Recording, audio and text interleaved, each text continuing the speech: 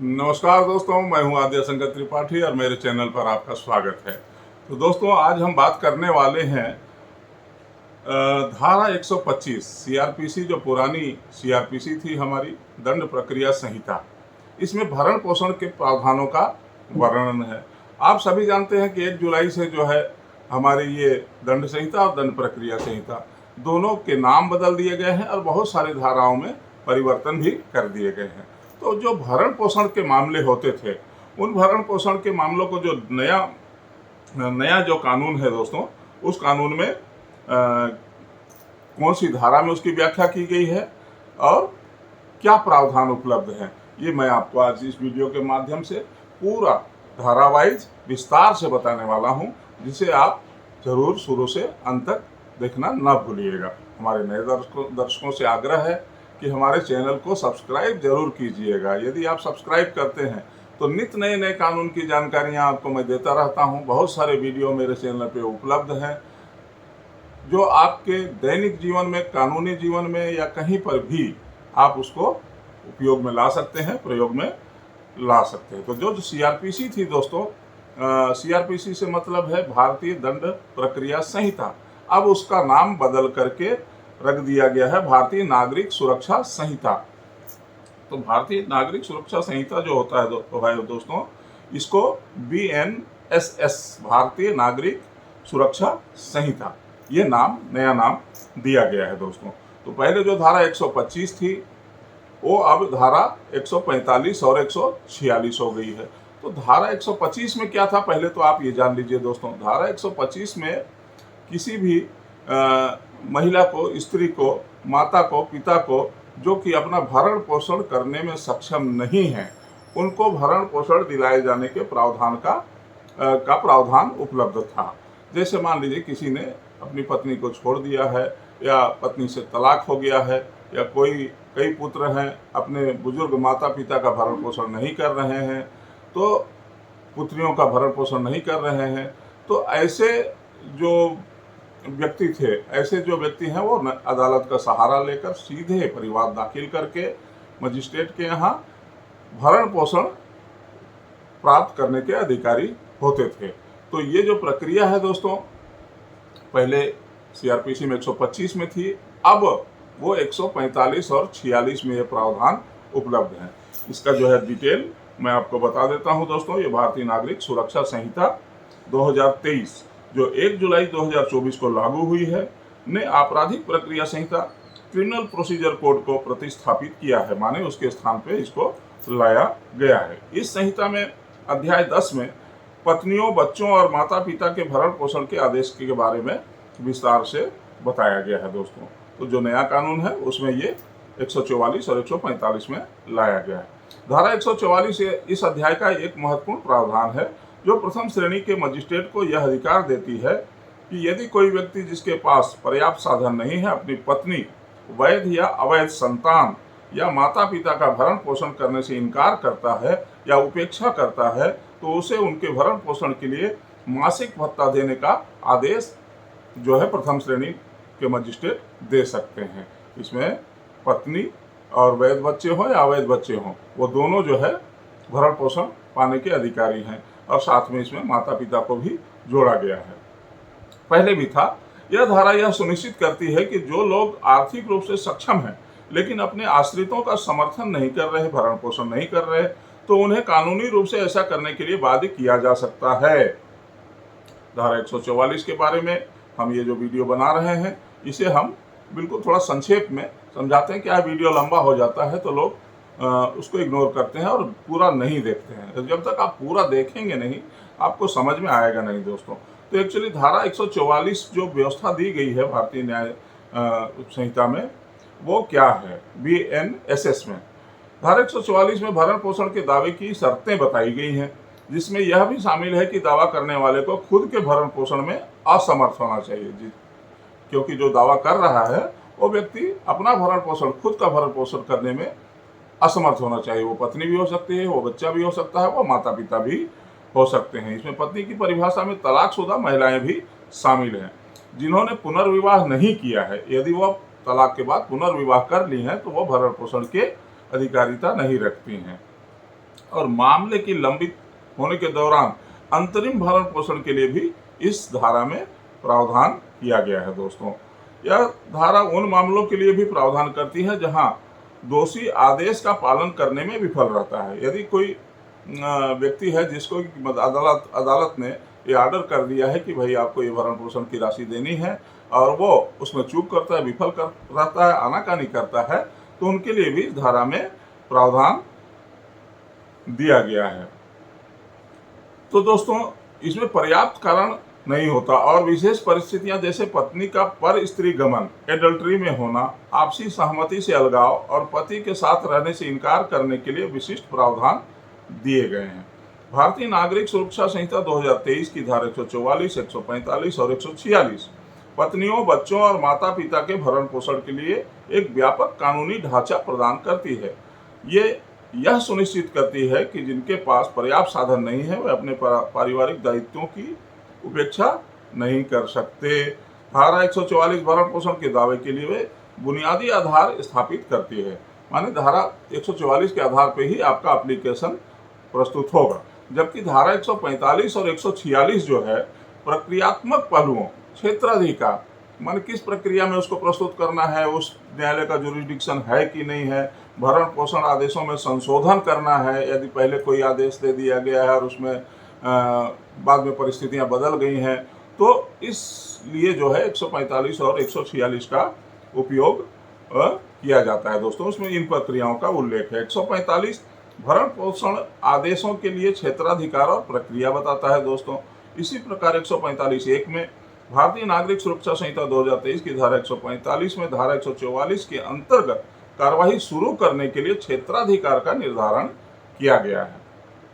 यह कार्यवाही किसी भी जिले में शुरू की जा सकती है जहां भरण पोषण के लिए उत्तरदायी व्यक्ति रहता है, जहां उसकी पत्नी रहती है, जहां वे अंतिम बार साथ साथ रहते थे, वहां भी ये मामला लगाया जा सकता है, या जहां उसके माता पिता रहते हैं।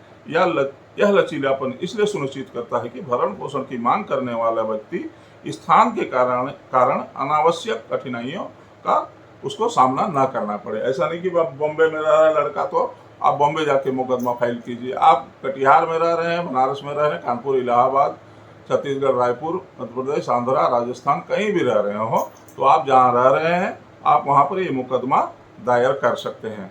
कार्रवाई करने की प्रक्रिया धारा 145(2) 145(2) में धारा 144 के अंतर्गत कार्रवाई करने की प्रक्रिया निर्धारित की गई है। यह अनिवार्य करता है कि इस प्रकार की कार्यवाही में सभी साक्ष्य उस व्यक्ति की उपस्थिति में लिए जाने चाहिए जिसके खिलाफ भरण पोषण का आदेश प्रस्तावित है, या यदि उसकी व्यक्तिगत उपस्थिति को छूट दी गई है तो उसके अधिवक्ता की उपस्थिति में ये मामला चलाया जाएगा।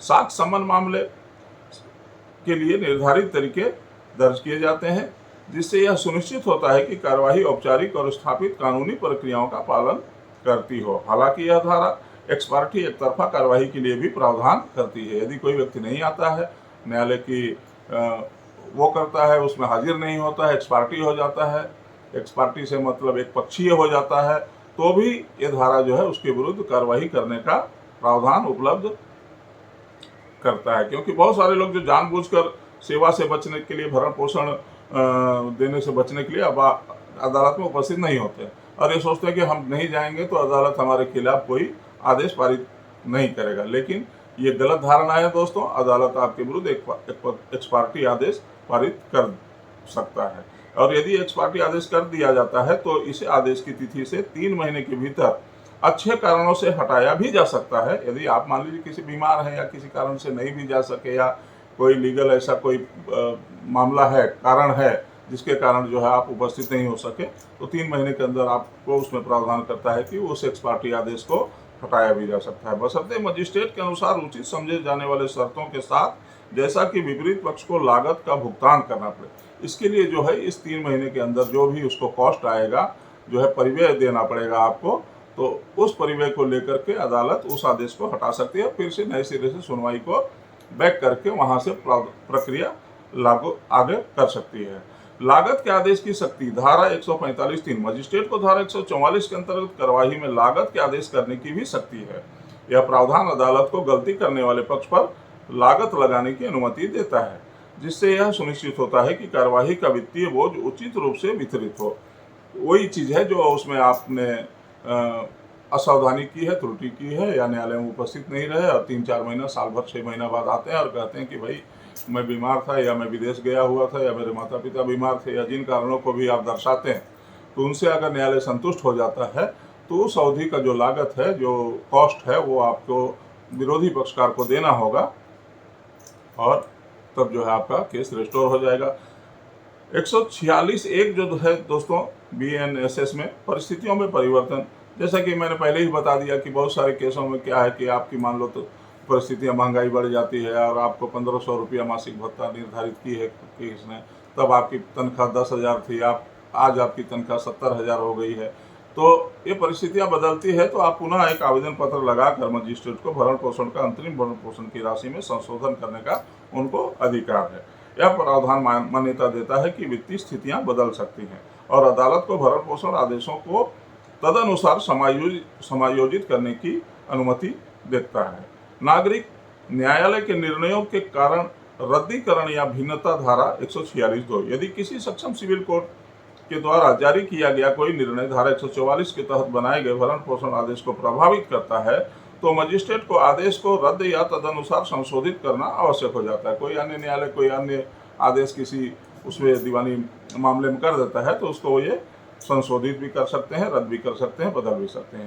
तलाक के बाद भरण पोषण रद्द करना, धारा 146(3) धारा 146(3) विशेष रूप से उस स्थिति को संबोधित करती है जहां किसी महिला को धारा 144 के तहत भरण पोषण दिया गया हो और उसने पुनर्विवाह कर लिया हो या तलाक के समय अपने पति के एक मुश्त राशि प्राप्त कर ली हो। ऐसे मामलों में मजिस्ट्रेट को भरण पोषण आदेश को रद्द करना आवश्यक हो जाता है।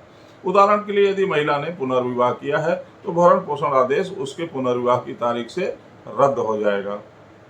आप दोनों तरफ लाभ नहीं ले सकते। आपने फिर से विवाह भी कर लिया, नए पति के साथ जीवन यापन कर रही हैं और पुराने पति के छाती में मूंग दल रही हैं, ये संभव नहीं है, व्यवहारिक रूप से भी, कानूनी रूप से।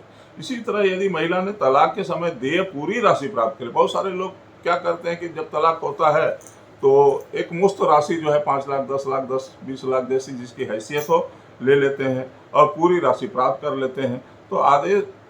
तो आदेश को या तो उस तारीख से रद्द कर दिया जाएगा जिस तारीख को मूल आदेश दिया गया था, यदि राशि आदेश के पहले दी गई है, या जब भरण पोषण की अवधि समाप्त होती है तो एक मुश्त राशि से कवर की जाती है। नागरिक न्यायालय के आदेशों के साथ साथ भरण पोषण का समायोजन धारा 146(4) के तहत प्रावधान है दोस्तों। जब कोई सिविल कोर्ट भरण पोषण या दहेज की वसूली के लिए कोई डिक्री पारित करती है तो उसे धारा 144 के तहत दिए गए वसूले गए किसी भी राशि को ध्यान में रखना चाहिए और यह प्रावधान सुनिश्चित करता है कि भरण पोषण की दोहरी वसूली न हो और उस राशि को उसमें समायोजित किया जा सकता है। तो दोस्तों, ये भरण पोषण से संबंधित जो कानून है आज पूरे देश में एक व्यापक समस्या के रूप में मानी जाती है और एक विकराल रूप इसने धारण कर लिया है, क्योंकि लोगों के पास ध्यान नहीं है, पारिवारिक अस्थिरता बढ़ गई है। उसके बहुत सारे अपने अपने कारण हो सकते हैं, पति पत्नी के बीच विवाद हो जाता है, तलाक हो जाता है, अलग अलग रहने लग जाते हैं। लेकिन हमारे देश में कानून है, एक बार यदि आपका किसी के साथ विवाह हो गया तो आपको, आपकी जिम्मेदारी है कि आप अपनी पत्नी का, अपने बच्चों का भरण पोषण करेंगे। और यदि आप किसी की संतान हैं, आपके माता पिता अपना भरण पोषण प्राप्त करने में सफल नहीं है, सक्षम नहीं है, तो आपको कानून जो है धारा 144, 45, 46 के तहत ये नया जो BNSS है इस संहिता के तहत दे सकता है। ये प्रावधान पहले भी CRPC की धारा 125 के तहत उपलब्ध थे, लेकिन अब ये नया कानून आ गया है। इसके तहत आपके साथ यदि ऐसी कोई समस्या हो तो JMFC जो है, जुडिशियल मजिस्ट्रेट फर्स्ट क्लास प्रथम श्रेणी के समक्ष आप परिवाद दायर करके ये सहायता हासिल कर सकते हैं। तो दोस्तों, वीडियो आपको कैसा लगा? यदि अच्छा लगा हो तो ज़रूर आप जो है इसको लाइक कीजिएगा, शेयर कीजिएगा और अपने अनमोल कमेंट्स भी वीडियो में ज़रूर लिखिएगा। आप यदि ऐसा करते हैं तो दोस्तों, छोटी छोटी जानकारियां हैं, बहुत सारे लोग जो सक्षम नहीं होते हैं, वकीलों के पास उनकी फीस देने के लिए पैसे नहीं होते हैं, तो ऐसे लोगों को ऐसी जानकारी यदि मिलती है तो मजिस्ट्रेट के समक्ष जाकर के एक साधारण सा एप्लीकेशन भी दे देंगे तो अदालतें जो है आज उनको वकील भी उपलब्ध करा देती हैं और उनका मामला मुफ्त में भी लड़ा जाता है। ये जो है लीगल अवेयरनेस के तहत उच्च न्यायालय, माननीय सुप्रीम कोर्ट के द्वारा ये अभियान चलाया गया है। सभी जिला न्यायालयों में न्यायिक सुरक्षा दी जाती है और ऐसे लोगों को सहायता, कानूनी सहायता दिया जाता है। तो दोस्तों, आज के लिए इतना ही। मिलते हैं अगले वीडियो में एक नई जानकारी के साथ। तब तक के लिए जय हिंद, जय भारत, नमस्कार।